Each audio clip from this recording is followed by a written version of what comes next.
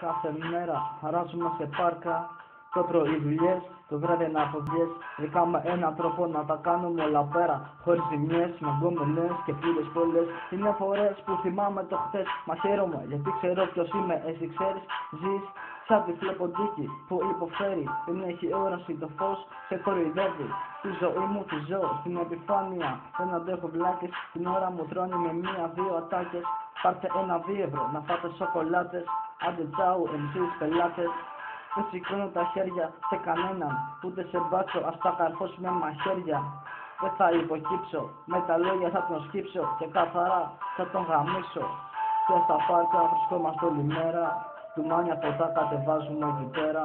Μπατζοί δεν πλησιάζουν, ξέρουνε τι θα πάθουνε, αν το μυρίσουν θα ξεράσουνε. Και στα πάρκα βρισκόμαστε όλη μέρα, τουμάνια ποτά κατεβάζουμε εκεί πέρα. Μπατζοί δεν πλησιάζουν, ξέρουνε τι θα πάθουνε, αν το μυρίσουν θα ξεράσουνε. Πάντα μπροστά να κοιτάς στιγμές καλές ή κακές, να προσπερνάς μάγκα μη κολλάς. Είναι πολλές που θα σε παρατήσουν, μη ξεχνάς. Είναι πολλές που θα σε ζητήσουν. Η λέξη σεβασμός είναι τσαχαμένη, που να την κάψανε σε καρέκλα καλό δεν είναι. Κάποιος να τη βρει, μα πού να ψάξει, τσάμπα ο κόπος την κόλαση έχει αράξει. Και στα πάρκα βρισκόμαστε όλη μέρα, τουμάνια ποτά κατεβάζουμε εκεί πέρα. Μπατζοί δεν πλησιάζουνε, ξέρουνε τι θα πάθουνε, αν το μυρίσουν θα ξεράσουνε. Και στα πάρκα βρισκόμαστε όλη μέρα, τουμάνια ποτά κατεβάζουμε εκεί πέρα.